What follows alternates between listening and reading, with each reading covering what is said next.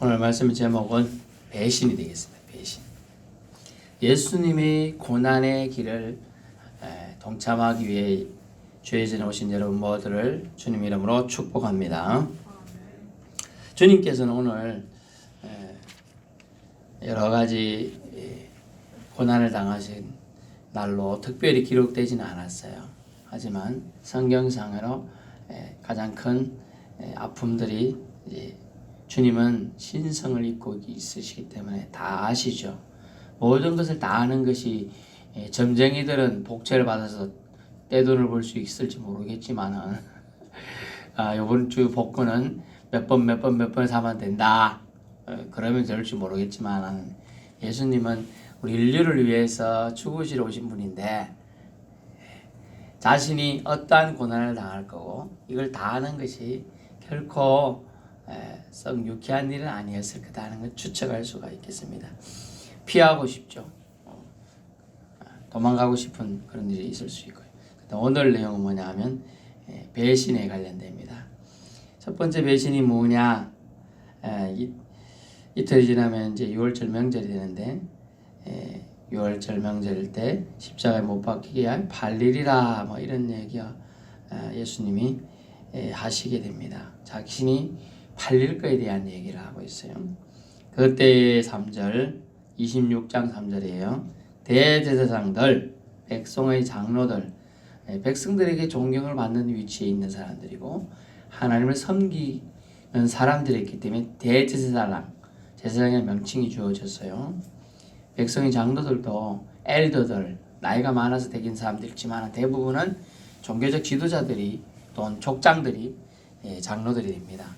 그들이 모여가지고 하나님 어떻게 잘 섬길까 이런 모의를 해야 되는데 의논을 해야 되는데 가야바하는 대제사장 간정에 모여가지고 하는 일이 예수를 어떤 흉계를 써가지고 계략을 꾸며가지고 잡아 죽일까 의논했어요. 오늘이 그런 날이에요. 아주 사람들이 보통 공개적으로 이런 일 할 때는 그런데 뒤에서 수근수근 대면서 누가 오면 아무 말 없는 것처럼 하는 경우가 있죠. 그런 경우에 지금 해당된다고 볼 수 있어요.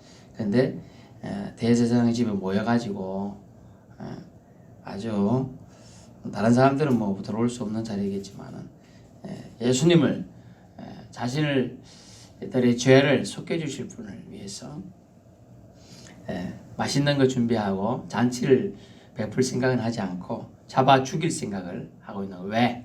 자기들이 이익에 침해가 되고 대제사장과 백성의 장로들의 얼굴에 수치를 주었다. 또는 대제사장들이 해야 될 권위 있는 일을 예수님이 말씀을 선포하고 다니고 심지어 회개하라 독사의 자식들아 이 욕하는 소리를 들을 때 자기들이 심기가 아주 불편했어요. 또 이것 때문이나요? 예수 때문에 밀란이 즉 오늘날 말하면 소동이나 소요가 일어나든지 폭동이 날 거 두려워해가지고 그러면 로마 병정들이나 로마 관정에서 자기들을 더 괴롭힐까에 대해서 염려가 됐죠. 그래서 그들은 배신할 생각으로 배신이라는 뭐 잘 모르기 때문에 할 수 있겠지만은 잡아 죽일 묘책을 하게 되죠. 사람들이 모여 있을 때는 좋은 말은 있죠. 3명이 같이 그 길을 걸으면 꼭 3명 중에 반드시 스승이 있다라는 게 있어요. 좋은 말이에요. 그는 뭔가 배울 점이 있다는 뜻이에요. 하지만 그런 일이 아닌 이상 모였을 때는 남 뒷담화하게 대부분 그렇게 돼 있어요. 뒷담화. 믿는 자들끼리도 모여서 처음에는 예배드린다 모이지만 나중에 가면 뒷담화 얘기고 집 얘기고 부동산 얘기고 자기 자녀 잘된 자랑 얘기밖에 없어요. 그럼 누군가는 마음의 손상을 입고 돌아가게 되는 거죠. 그런데 그들이 작전하는 계획이 뭐냐면 예수를 잡아 죽이려는 계획이고 또 이걸 그 계획은 밀란이 날 가는 명제는 또 이걸 해서 안 되겠다. 사람들이 많이 모였을 때 이런 일을 했다가는 예수 편이 있으면 오히려 자기들이 역공을 받는다. 이런 얘기를 하게 되죠. 하나님의 계획은 뭡니까? 십자가를 위하여 예수님을 팔리게 내준다는 것이 하나님의 계획이에요. 근데 사람의 계획은 뭐냐면 명제는 하지 말자라는 계획이죠. 그 계획을 하더라도 누군가 자기 이익을 앞세운 계획이냐, 인류 전체를 위한 계획이냐, 이게 사랑의 크기가 달려있죠. 여러분 겪으신 분들이 있을지 모르겠지만 우리 시대에 우리 어머니들이나 할머니들이나 이런 분들은 밥 공기가 자녀들이나 남편이나 밥 챙길 때 쌀이 없으면 남편들 밥은 먼저 퍼주고 그 다음에 자기들은 나는 나중에 먹을게 하고 못 먹는 경우가 많았다 그러죠. 못 봤어요? 그리고 다른 사람 쌀밥 먹으면 자기들은 잡곡 난 잡곡을 더 좋아한다 이런 거. 또 나중에 가서는 더 엄마 밥은 왜 작아 애가 그러니까 그 밑에는 돌을 넣어가지고 공간을 많이 해가지고 밥을 했다 이런 얘기가 있어요. 어느 돌솥밥 집에 가 진짜 돌을 이마따란 거 넣어놨더라고요. 못 모르고 먹었다 이빨 부서져요.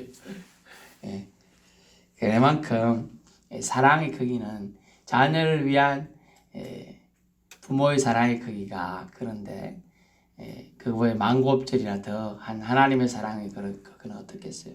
그 모든 걸 알면서도 받아들이죠. 부모가 좀 보면 자녀가 어릴 때부터 아기 때부터 키워왔으니까 알잖아요. 저런 행동할 때, 저 눈짓 할 때, 저 입이 삐뚤어질 때 뭐 때문에 심기가 불편하다 다 알잖아요.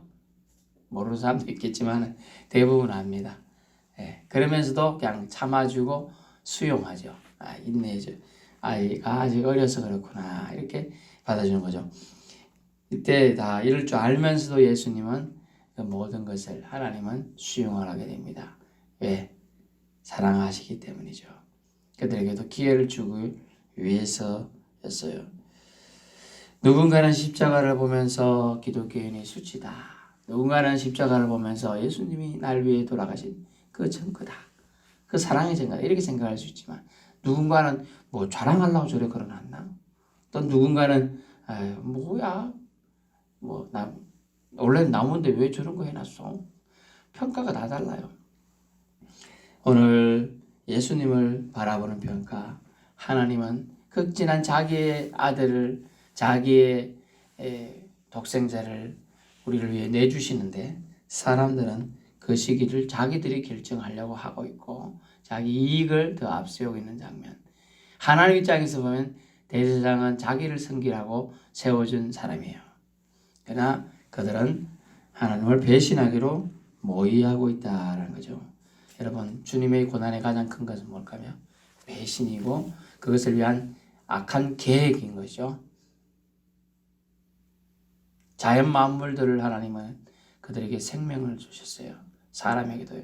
근데 그 생명 가진 존재들이 하나님을 찬양하고 높이는 일을 하지 않고 오히려 깎아내리고 하나님을 저주하는 그런 행동을 볼 때 어떻게 했을까? 마음이 하늘에서 굽어보시기에 안타깝지 않았을까요? 슬프지 않으셨을까요? 좀 더 단계를 나아갑니다. 14절 유다라는 사람이 나와요. 14절 예수님이 12제자 중에 가장 똑똑한 사람 중에 한 명이었던 사람이에요. 이 사람은 좀 배움이 있었던 것 같아요. 다른 사람들은 어부 출신이라 배움도 없고 짧고 뭐 이런 부분이 있었는데 아마 돈 맡은 돈괴 관리를 하려면 셈을 잘할 수 있어야 되겠죠. 어떤 사람에게 10,000원짜리를 맡긴데 가갖고 2,000원짜리 복숭아 사가지고 와. 그럼 얼마 남아요? 8,000원 남잖아요. 근데 5,000원짜리를 모르는 사람 같으면 8,000원이면 매전 판 사람이 저 사람 셈 모른다. 1,000원짜리 2장만 줘도 3장만 줘도 오케이 하고 넘어가는 거예요. 그런 걸 다 셈할 수 있는 정도니까 어느 정도 똑똑한 사람이 말할 수 있어요. 12 중인 하나인 가룟 유다도 예수님을 3년 반이나 가까이 따라다녔습니다. 3년이면 1000일이 넘잖아요. 1년이 365일이니까. 그죠? 반이니 3년이 1000일이 넘는 숫자예요. 그 숫자 동안 따라다녔는데 대제사장들에게 가서 말합니다.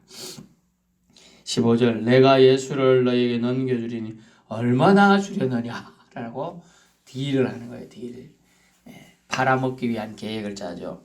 물론 서가랴 12장인가 예언된 예수님이 얼마에 팔리리라 뭐 이런 얘기가 있는데 그것처럼 그 예언을 성취하기 위해서입니다. 그들이 말합니다. 은 30을 달아준다라고 표현해요.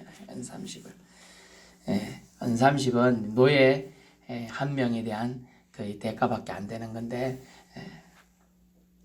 구약에는 이것은 무슨 값이냐면 소가 다른 소를 받아갖고 다른 소가 죽어버렸어. 소가요, 황소가. 그럼 그 소값이 죽은 소에 대한 배상값이 은 30이었다고 해요. 근데 그 정도밖에 죽은 소 가치밖에 재물값밖에 되지 않는 그런 돈을 그들은 주겠다. 예수님의 가치가 아주 그렇죠. 옛날에 그랬잖아요. 옛날에 우리가 어떤 고위직이나 어떤 아주 변호사나 판사, 검사가 뭐 사고 당해서 죽었으면 일할 계산이라고 있습니다. 그 대가 보상해 주는 게 있어요. 그러면 그 가치가 높아요. 그런데 일용 노동자나 아르바이트 하는 사람들은 가치가 거의 없어요. 더 값싼 사람도 있죠. 군인들 요즘은 좀 낫습니다. 인건이. 옛날엔 군인은 무슨 값이라면 군대에서 죽으면 똥값이라고 그랬어요. 그러니까 500원 하루 500원도 안 쳐주는 거죠. 20살에 애꿎게 죽었어도 사고사를 넘어가면 끝인 거예요. 그런 값에 예수님은 어떻게 3년 반이나 선생님 가르침을 주세요. 선생님 우리가 어떻게 할까요? 뭐 이런 얘기하고 따라다니던 사람이 배신을 해가지고 팔아먹겠다고 작정을 하는 거죠. 여러분 이 과정을 잠시 생각해 봅시다. 3년 반간이나 서성이나 따라다니는 사람이 어느 순간에 사탄 마귀가 뭘 넣었을까요? 악한 생각을 넣은 거예요. 악한 생각은 여러분 주위에도 하루에 몇 번이나 지나갈 수 있다 그랬죠? 네, 지나갈 수 있다. 근데 그 생각이 또아리를 틀고 열매를 맺게 해서는 안 된다. 생각이 지나갔어요. 예수님이 자꾸 죽으시겠다고 하고 이러니까 그러면 안 되는데 이런 생각을 했어요. 근데 진짜 죽으면 어떡하지? 나가 3년 반이나 따라다니는데 나에게 남는 게 없네? 어떡하지? 내가 먼저 죽기 전에 팔아먹어보자. 이런 생각이 들어왔을 때 안 돼. 그건 아니지. 이런 게 단호하게 쫓아내지 못하니까. 그래? 한번 해보자. 그래갖고 한 걸음 두 걸음 대제사장이 있는 집에 찾아가는 거예요. 오늘들이 누구요? 그러니까 아이고 내가 이러면 안 되지 그래도 하고 도망가면 되는데 한 번 더 들기고 비밀을 말하러 왔습니다. 누구요? 비밀을 말한다니까요. 문 열어주니까 싹 들어가서 당신 누군데 이 밤중에 찾아왔어? 그러니까 나는 사실은 예수님 따라다니는 사람인데 내가 당신들이 예수를 죽이려고 모이라는 걸 내가 들었어. 내가 남겨줄 테니까 얼마 주겠어? 이렇게 행동으로 찾아갔고 행동으로 딜을 하고 입으로 말을 하고 이 악한 것들이 쏟아지게 되는 것입니다. 배신은요 가장 가까운 데서 일어났을 때 얼마나 아프겠어요. 그래서 아주 우리나라에 안 좋은 속담이 있죠. 머리 검은 짐승 거두는 게 아니다. 그런 것처럼 지금 자기와 동고동락을 같이 했던 제자에게 등에 칼을 꽂히는 그런 경우가 이제 생기게 되는 것입니다. 배신. 제일 처음엔 대제사장과 장로들의 모의가 있었고 이제 지금 유다의 배반이 있는 것이죠. 여러분 예수님의 고난은 자신을 섬겨야 될 사람들로부터 자신과 동고동락하며 정을 나누며 떡을 떼며 음료수 마시며 물 마시며 가장 사이좋게 지냈던 사람들 속에서 일어났다는 게 더 마음이 아프죠. 또 결론적으로 좀 더 나가서 69절 봅시다. 마태복음 69절 베드로라는 사람이 나와요. 이거는 이제 증거하기는 수요일은 아닙니다만 배신 알고리즘에서 얘기 드리면 이제 베드로 가룟 유다는 뭐 이렇게 친밀하게 만약 그 동고동락이 안 됐을 수도 있다. 뭐 같이 밥은 먹고 동행은 하고 이런 거 했을 수 있겠지만 수많은 대화 가운데 되도록은 거의 빠지지 않는 데가 다 안 나오죠. 다 나오죠. 수제자라고 하고 예수님께서 심지어 네가 너는 나를 어떻게 생각하냐? 주는 그리스도시요 살아계신 하나님의 아들이십니다. 이런 멋진 고백. 바요나 시모나 이를 알게 한 것은 네가 아니고 너를 알게 하신 하나님의 사랑이니까 하나님께 감사해라. 또 주님이 죽으러 간다고 막 그러니까 주님 절대 죽을 수 없습니다. 저는 주님 자리에 절대로 그런 사람 자리에도 저는 주님을 절대 배신하지 않겠습니다. 이렇게 장담을 했어요. 호언 장담을 했어요. 그런데 예수님 뭐라고 합니까? 쳐다보면 네가 다 굴기 전에 3번 나를 부인할 거니까 그런 장담은 하지 말아라. 그런 얘기예요 사실은. 자 어떻게 해야 됩니까? 69절 베드로가 이런데 예수님이 정말 잡혀가게 돼요. 잡혀가는 밤이 내일 밤이 되겠지만은 잡혀갔는데 어떤 여자애가 나와가지고 너도 갈릴리 사람 아니냐? 아니다. 그랬거든요. 그 중에 또 다른 좀 지나니까 또 다른 여정이 나갔고 나사렛 예수 함께 있었다. 내가 봤다. 아니다. 그 조금 이상이 다른 사람이 나갔고 너도 그 진실로 그 도당이다. 네 말투가 말씨가 서포 말씨다. 그런 얘기를 하는 거죠. 서울 말씨 아니다. 이렇게 얘기하는 거예요. 그렇게 어쨌어요. 저주하고 이런 맹세하고 나는 그 사람을 알지 못하더라고. 저주까지 하는 거예요. 여러분 그 장면을 예수님이 다 쳐다보고 있는 거예요. 여러분 점점 좀 강해지죠. 대제사장은 그래도 직접 만난 일이 없었어요. 예수님이 대제사장 마지막 고문당할 때까지는요. 대제사장 장로들 그 다음에 가룟유다 그 다음에 베드로 다 뭐해요? 배신하죠. 시험거리 앞에 인간은 어떻게 넘어질 수밖에 없는 연약하다는 걸 지금 말하는 거예요. 저와 여러분에게도 사탄 마귀가 이런 생각 넣고 하면 넘어질 수 있는 여건이 돼요. 옆에 와가지고 막 귀에 소곤소곤 내면서 사탕 발림하다가 너를 이렇게 괴롭히고 그 사람 때문에 네가 시험에 들고 감옥에 갈 수 있고 그 사람 때문에 네가 밥을 굶는 일이 생기는데 그래도 따라다니겠느냐 이러면 배신하고 도망갈 사람 천지예요. 실제로 대표적인 2명의 제자들은 얘기했지만 모든 제자가 예수님이 십자가에 달릴 때 다 도망갔다는 거예요. 다 무덤에 머물러서 다 도망가요. 그런 형태를 쳐요. 배신, 예수님의 고난은 믿는 사람들에게 배신을 당했다는 거. 믿지 않는 사람들은 뭐 상관이 있습니까? 한치 건너 한치인데. 그런데 믿는 사람들, 자기를 따라다니는 제자, 그것도 애제자에게서 배신을 당하는 이 안타까움을 보게 되는 것이죠. 그렇습니다. 우리는 하나님이 어려움과 믿음을 이 땅에 이제 점점 더 줄지를 모르겠습니다. 그때 하나님의 음성을 듣고 베드로의 이 부인하는 모습, 유다의 배신으로 팔아먹는 모습, 대제사장들이 어떻게 잡아 죽일까 하는 그런 모습에 우리가 들지 않도록 깨어서 기도할 수 있는 저와 여러분 되시길 바랍니다.